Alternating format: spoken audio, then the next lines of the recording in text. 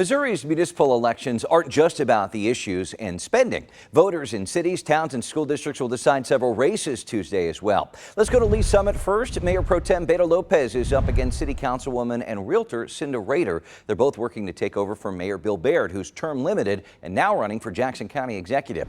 Not far away, up the highway in Independence, voters will also pick a new mayor Tuesday. Councilwoman Bridget McCandless is up against tradesman and former Roofers Union leader Kevin King. McCandless had a sizable lead in February's primary.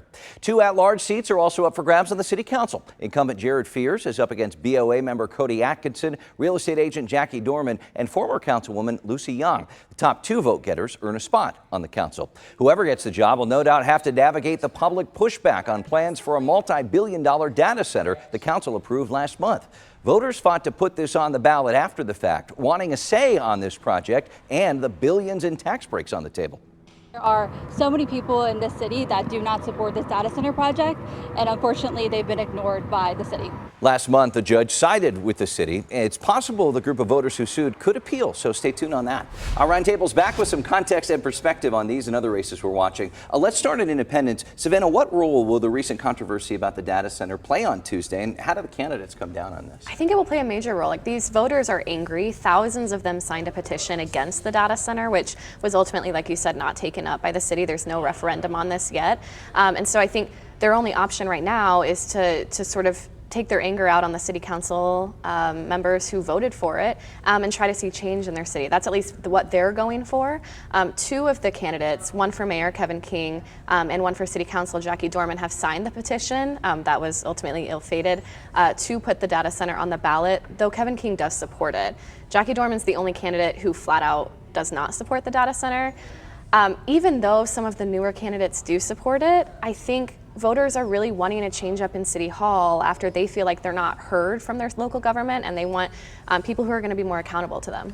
Yeah, this is a classic not in my backyard sort of thing. Now, the Independent City Council overwhelmingly voted for this, but this seat has emerged into the dominant issue, it seems to me, in both the mayor's race and the two at-large city council races. Is public outrage on the project good for candidates who aren't sitting on the council right now? Yeah, I think it is. The question is, in elections like this, there's so much grassroots campaigning that has to be done that it's hard to get people out to vote in these elections and then get your people out within that small universe of the people that actually vote in a local spring election. Yeah, good point. Savannah, what should voters know about the Independence mayoral race specifically?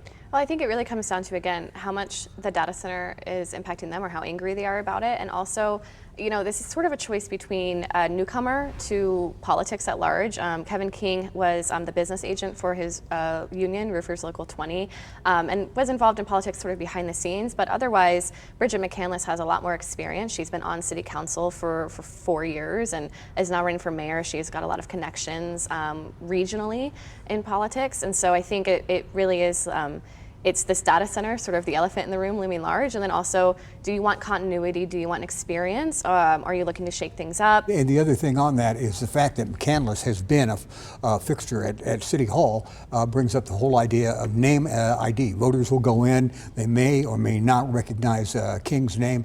A lot of them, however, will know that McCandless has been on the ballot and involved in city politics and in independence for some time. Mm-hmm. Do want to mention Missouri's filing deadline happened last week. We've been previewing that. Any surprises, Mahoney? Yeah, the biggest one, of course, is the fact that Missouri North Congressman Sam Graves, at the last minute, decided that he's going to retire, and then he turned around and endorsed Chris Stigall, who used to be a talk show host here in Kansas City, active in Republican politics, and then Nathan Willett, who is on the city council now and was looking at a state senate run, dropped that and now got into the race, and then immediately went after Graves and Stigall, saying that Graves was trying to, coronate him and crown him as his successor. That will be a theme that Will and I expect will concentrate upon in the entire campaign, which is, I think, going to be pretty bruising. It's also, I think,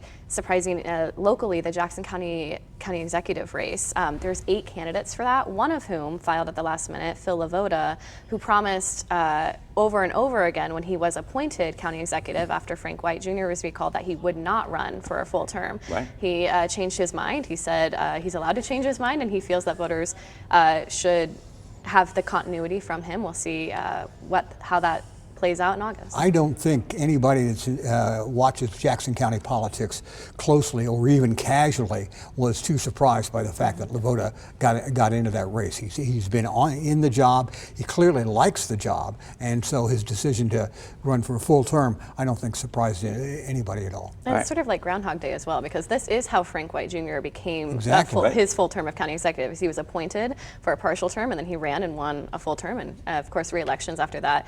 This is sort of the same playbook. What's old is new again. All right, Savannah Holly-Bakes, Michael Mahoney, thank you so much. Count on KMBC 9 News and Heart of the Matter for Commitment 2026 coverage. We're bringing the latest from the polls, election results, and analysis every step of the way. We're back after this.